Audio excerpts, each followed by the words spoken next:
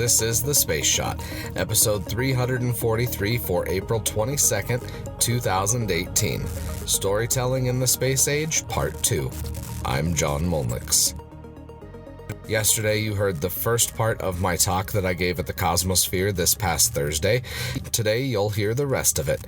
There's also a little bit of a question and answer session at the end, so be sure to listen in for that. Apologies for the audio quality today. There's something up with my microphone, and I'm not able to pin it down just yet. Hopefully, I should have it resolved here before the weekend's up. Also, happy Earth Day, and without any further delay, let's listen in to Part 2. Pushing beyond what we thought possible seems to have taken a back seat after the Apollo program. The story gets a little bit more boring, but I don't think so. With the cancellation of the Apollo program and the ascendancy of the Space Transportation System, which is the only surviving part of that name, hence the STS designation for every space shuttle flight. This story of human spaceflight seems to have stalled in low Earth orbit, but really, did our story stall there? During the shuttle years, humans developed important capabilities and broke many barriers. It was the first time that an American female astronaut flew into space. Sally died. Guy Bluford became the first African-American astronaut, and Mae Jemison, who also appeared on Star Trek, which is pretty cool, became the first female African-American astronaut. I think Terry Burt's from one of the shuttle flights was the second astronaut. I'll have to look that up. Just came there. The shuttle flights didn't just break gender or racial barriers. They provided NASA with a consistent, even if it wasn't as consistent as we had hoped with the initial design for the shuttle, way of sending payloads and humans into orbit. And I've had this conversation with numerous people here at the Cosmosphere and in the space industry, but the shuttle might not have been the sexiest space program, unfortunately. It does look kind of funky. But it was something that many of us grew up with, and we became accustomed to its presence. We made fun of the shuttle at times, but we grew with them in space, we cried with them, and now that we don't have the ability to launch humans into space from the US, I think we kind of miss their presence.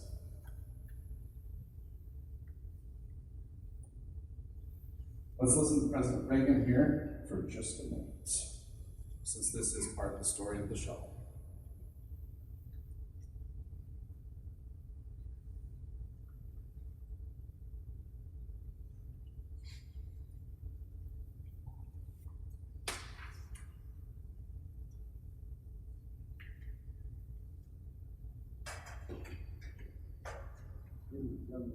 I plan to speak to you tonight to report on the State of the Union. The events of earlier today have led me to change those plans. Today is a day for mourning and remembering. Nancy and I are pained to the core of the tragedy of the shuttle challenge. We know we share this pain with all the people of our country. This is truly a national loss. 19 years ago, almost to the day, we lost 3 astronauts in a terrible accident on the ground. But we've never lost an astronaut in flight. We've never had a tragedy like this. And perhaps we've forgotten the courage it took for the crew of the shuttle. But they, the Challenger 7, were aware of the dangers, overcame them, and did their job brilliantly. We mourn 7 leaders: Michael Smith, Dick Scobie, Judith Resnick, Ronald McNair, Allison Onizuka, Gregory Jarvis, and Kristen McCall. We mourn their loss as a nation together. The families of the 7, we cannot bear as you do the full impact of this tragedy. But we feel the loss, and we're thinking about you so very much. Your loved ones were daring and brave. They had that special grace, that special spirit that says, give me a challenge, and I'll meet it with joy. They had a hunger to explore the universe and discover its truths. They wished to serve, and they did. They served all of us. We've grown used to wonders in this century. It's hard to dazzle us. But for 25 years, the United States space program has been doing just that. We've grown used to the idea of space, and perhaps we forget that we've only just begun. We're still pioneers. They, members of the Challenger crew, were pioneers. And I want to say something to the school children in America who are watching the live coverage of Shuttle's today. I know it's hard to understand, sometimes painful things like this happen. It's all part of the process of exploration and discovery. It's all part of taking a chance and expanding man's horizons. Future doesn't belong to the faint heart. It belongs to the brave. The Challenger crew was pulling us into the future, and we'll continue to follow. I've always had great faith in and respect for our space program. And what happened today has nothing to diminish it. We don't hide our space program. We don't keep secrets and cover things up. We do it all up front and in public. That's the way freedom is, and we wouldn't change it for a minute. We'll continue our quest in space. There will be more shuttle flights, more shuttle crews, and yes, more volunteers, more civilians, more teachers in space. Nothing ends. Our hopes and our journeys continue. I want to add that I wish I could talk to every man and woman who works for NASA or who worked on this mission and tell them your dedication and professionalism moved and impressed us for decades. We know that you are enemies. We share it. There's a coincidence today. On this day, 390 years ago, the great explorer Sir Francis Drake died aboard ship off the coast of Panama. In his lifetime, the great frontiers were the oceans. And the historian later said he lived by the sea, died on it, and was buried in it. But today, we can say of the Challenger crew, their dedication was, like Drake's, complete. The crew of the Space Shuttle Challenger honored us for the manner in which they lived their lives. We will never forget them, nor the last time we saw them this morning, as they prepared for their journey, waved goodbye, and slipped the surly bonds of earth to touch the face of God. Thank you.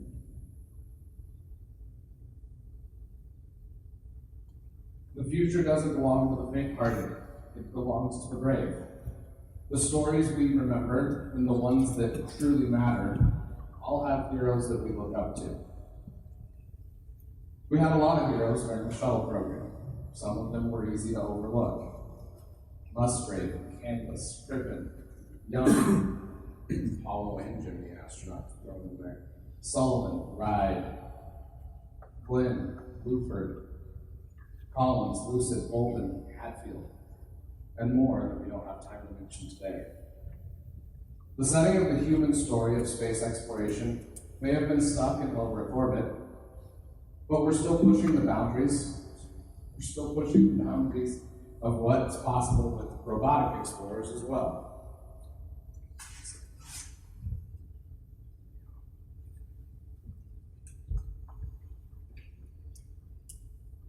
Near the beginning of the shuttle's operational life, there was another technology that was beginning to spread that we didn't fully appreciate just yet: the internet.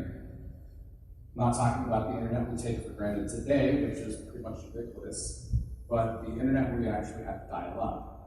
And for those of you that remember dial-up internet, the sound is terrible enough, I'm not going to play it for you here. Don't even get me started on what happened if someone picked up your phone. If you're wrong about that. In any case, cyberspace met the final frontier during the shuttle program. On August 28, 1991, the first email was sent from space, from the Macintosh portable. This opened up a new frontier, but I'd be willing to bet that most of you carry around a phone in your pocket that's way more powerful than that. In the late 80s and early 90s, email was still a novel way of communicating. I remember when I first had my AOL email account that any email we got was cool and you read all of them. That's not the case now. In any case, the flight of the Mac into space was to test human-computer interface requirements for crew support applications for an advanced portable computer.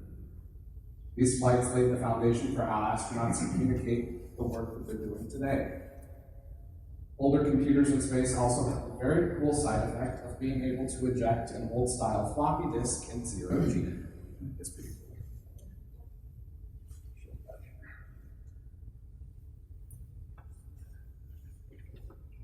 Phenomenon we've noticed as we got on orbit here of the automatic disk ejection system that the Mac has, and you can see when we get rid of these disks, you're going to have to pay attention to where they go. That's pretty slick. Pretty cool.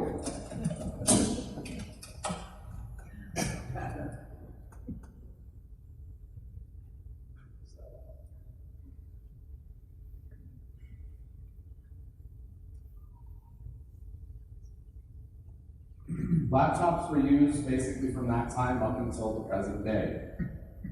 During the Shuttle Mir program, which was an important chapter that proved a lot of capabilities that we use on the station today, they were there as well. The construction of this massive football field-sized orbiting laboratory is what we're going to talk about next. That's the next chapter of our story. There were 30 missions spread over a decade to assemble this orbiting outpost.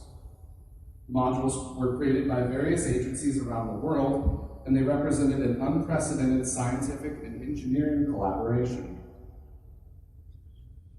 Got a cool animation I want to show you here.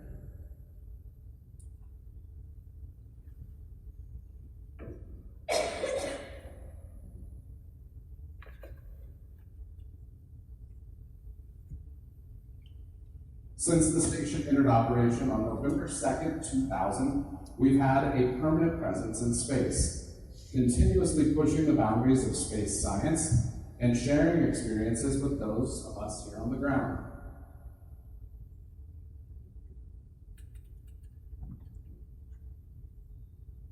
I'll also make sure I link to a cool app that's called Find the Station. So if there's ever a space station pass over where you live, you can actually see it pass overhead. It's pretty cool. Last time I saw it, I was at a conference at the Broadmoor in Colorado Springs, and we were actually out on the bridge over those ponds when we saw the station, which was a pretty cool experience.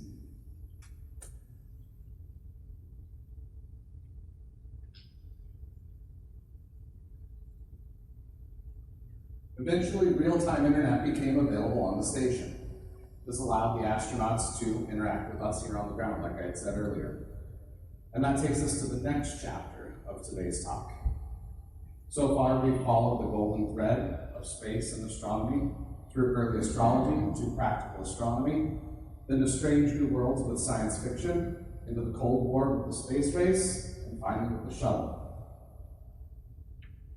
Social media and online storytelling is the next frontier for how we communicate the space program. The first tweet sent from space was on January 22nd, 2010.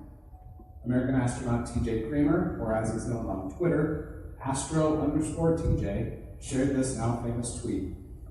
Hello Twitterverse, we're now live tweeting from the International Space Station. The first live tweet from space.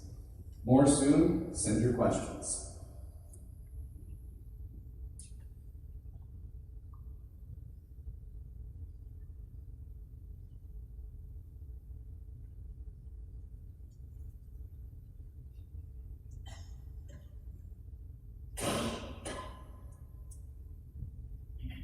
NASA doesn't require astronauts to be active on social media. They can engage with the public as they see fit. Social media use got a big boost on the station when Canadian astronaut Chris Hadfield began to use Twitter during his stay on the station as part of expeditions 34 and 35 in late 2012, early 2013. He shared his story on the station with people all over the world, and even shared parody music videos. Space Oddity has been viewed nearly 40 million times, I think, at this point. And he also engaged with Captain Kirk on Twitter as well.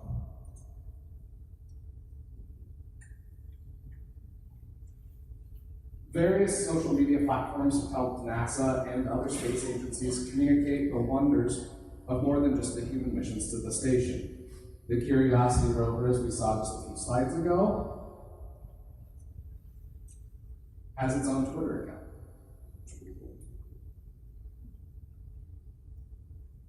The European Space Agency and the Rosetta mission used social media as well. They shared the Ambition video, which I kind of thought was for a sci-fi movie, but it ended up being just a promo for a space mission, unfortunately. And it's interesting that most of what we've talked about today, for all of these things that I've shown you here, have been the accomplishment of governments. We're now moving into the era where commercial entities are going to have just as big of an impact as governments.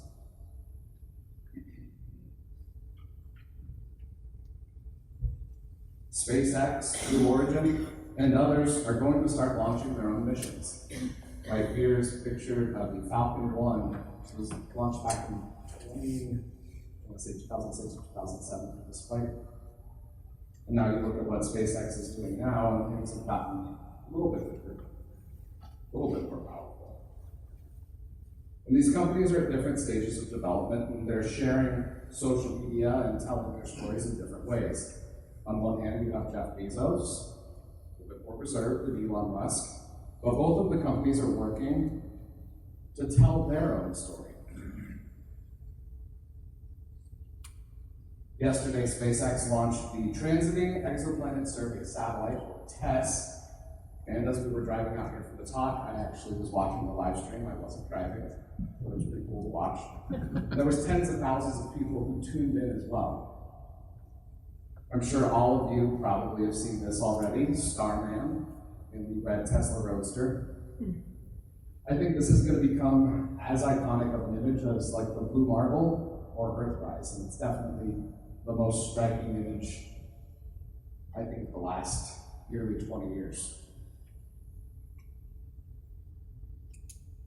These videos, tweets, Instagram posts, and Facebook posts will serve as primary sources for future generations looking back at our story. The public's perception of the space program going forward is going to be shaped by short videos, pieces of audio, and online content consumed on devices like smartphones. Companies are going to have to continually work to ensure that their vision of their story is told in the right way. I want to close with a story of the shuttle Mir flights. As we talked about earlier, computers in space really started to play a role in the crew's activities.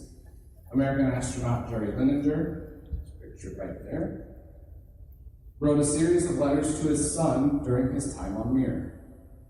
There's a bunch of them from January to May of 1997, and these letters serve as what I would consider the first blog in space. This is from January 23rd, 1997. It's the first in the series. Dear John, before this flight, I decided that I was going to be a good father and write you every day. This is my first attempt at that. I realize you're only 1 year old, and although I exaggerate your talents like any proud father would, I don't think that you can read this quite yet. No problem. When you can, you'll feel good knowing that your father loves you. Spaceflight is a dangerous business. I used to be pretty cavalier about it. But just before this launch, I started questioning what I was about to do. You see, I have so much to lose now.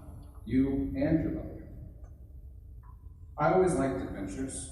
I remember exhausting the elementary school library of mystery books by someone I think was named Gordon.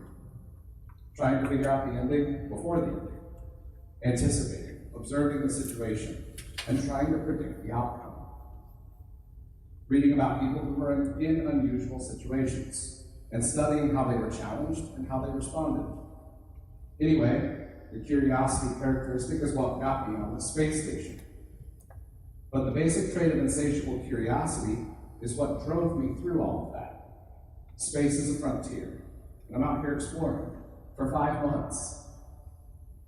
What a privilege.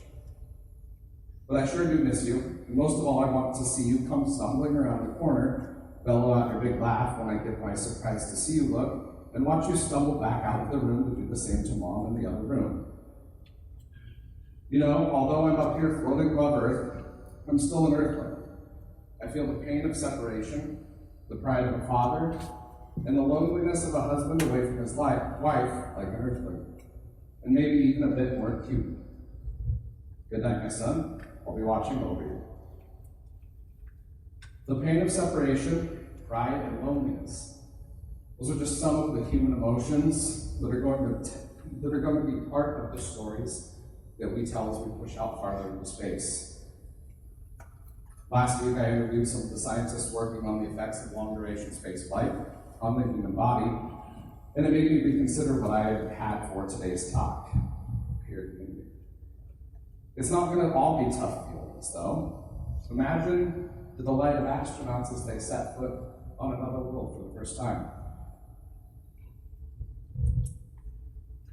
We're rapidly approaching a time when a generation of humans won't have instantaneous access to the internet that we have here on Earth.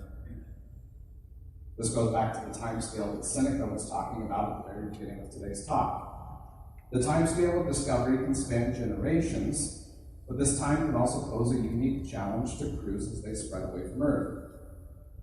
Sure, they'll be able to send messages home, but they're not going to have a real-time, immediate connection with families here on Earth.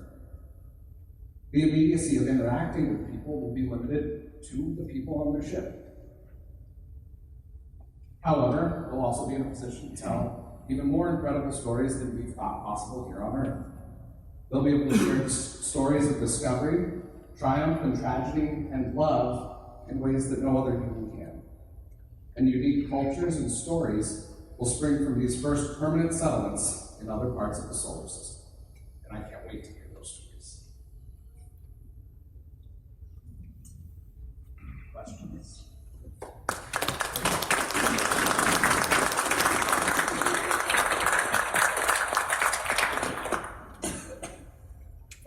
China in ancient history and current? Ancient history, there's a lot of Chinese astronomy, and it's not something I was able to focus on just for time. I'll write it down and I can link to some resources. I'll be sharing this as a podcast, and I will have a lot of the stuff that I've linked to today, I'll be able to share in the show notes for that. So I'll be sure to do that. Next question. John, did you Yes. share your podcast links? No, I can actually, I'll share it out with people. How many of you have an iPhone? If you pull out your phone and go to the podcasts app, you can search the Cosmosphere or the Space Shot. This will be in the Space Shot podcast feed. This is the first live show, as it were, that I've done, so it's interesting to do it in a little bit different format than I've been used to the last 330 something days. And we can post it on the Cosmosphere's Facebook page as well. Yep, and I'll link to it on there as well. Any other questions? Yeah. What are some of the health issues astronauts face? Bone mass, muscle atrophy, going from weightlessness to partial gravity, and then back from partial gravity to weightlessness again. That's a big thing that they're having to deal with. I read how there was a twin who came back and he was taller than his brother, but then those effects lessened over time. Your What's that spine lengthens, I think, like 2 to 3 inches, so they actually have to make clothes accordingly to get taller, just because there's no gravity in your spine, just holds right out. You go back to normal.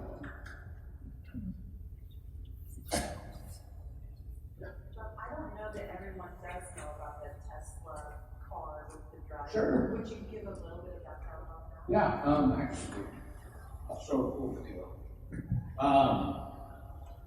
Usually, when companies launch a rocket for the first time, they send up a dummy payload like concrete or cinder blocks and steel, and it gets really boring. So SpaceX decided to do something a little bit different.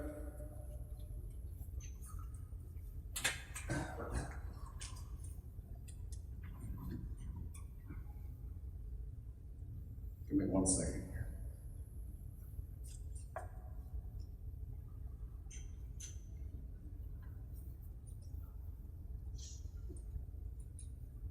should have had this one saved here.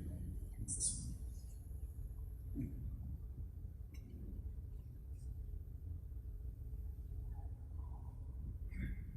Here's a little highlight video. I think one of the producers of the TV show Westworld put this one together.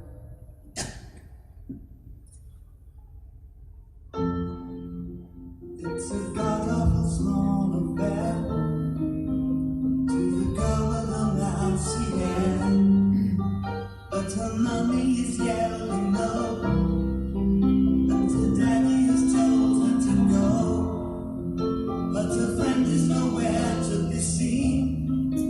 Now she walks through a sunken dream to the seat with the clearest view.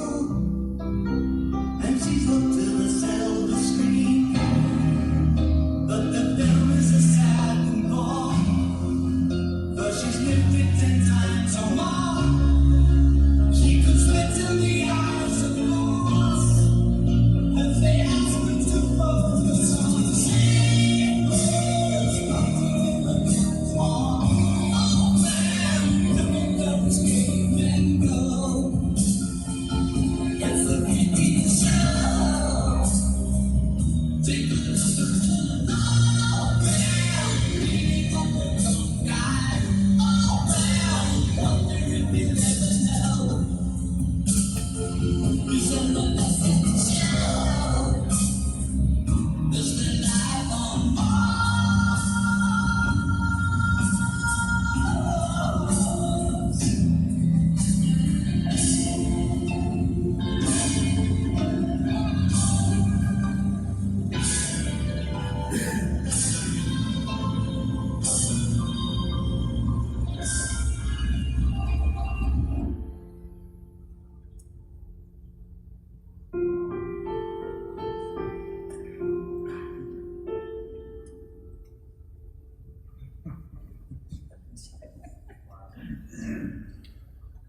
That's interesting. Thanks.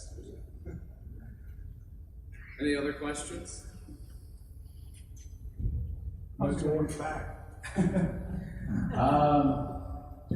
From what I understand, he's in a heliocentric orbit now that takes it out to the orbit of Mars, but not exactly in orbit of Mars. The red paint probably has already started to peel up just from all the radiation out there, so unfortunately it won't look too good here in another couple months. Any other questions? Yep. It launched back in, feels like forever ago. No, February. A while ago.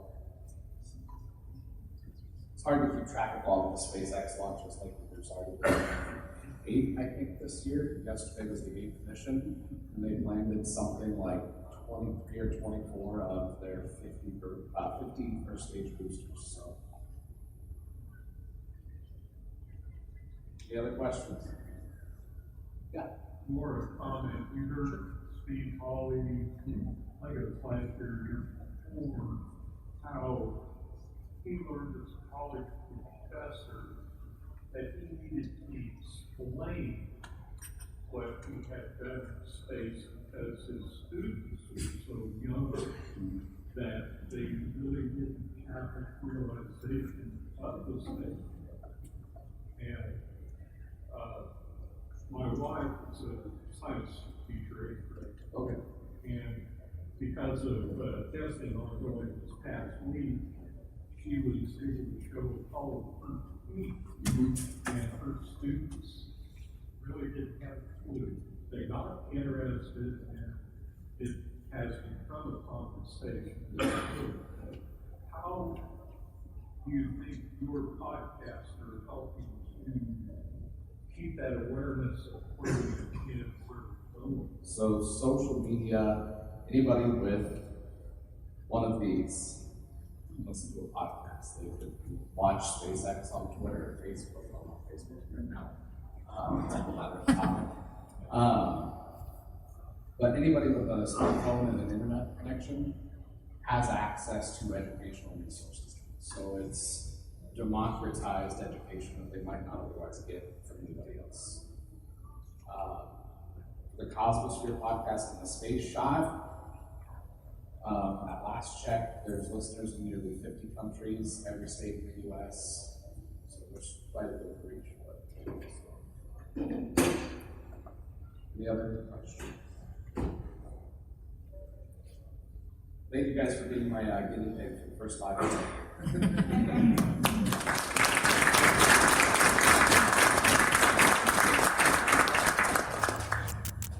Tomorrow, World Book Day. I hope all of you have a fantastic rest of your day. I appreciate each and every one of you that listen to the podcast every day. I'd be incredibly grateful if you could share the podcast with your friends and family. Tag one of them and let them know about your favorite episode. I'd also really appreciate it if you could venture into the Apple Podcasts app or your podcast app of choice and leave a review for The Space Shot. A steady stream of reviews helps ensure The Space Shot is more visible in the Apple Podcasts app. As always, the show notes have more information on today's episode. You can hit me up on Instagram and Twitter. Find me at John Molnix. I'm always up to chat. You can also connect with me on Facebook. Just search The Space Shot or check out the links in the show notes and you'll find me. I'm John Molnix, and I'll catch you on the flip side.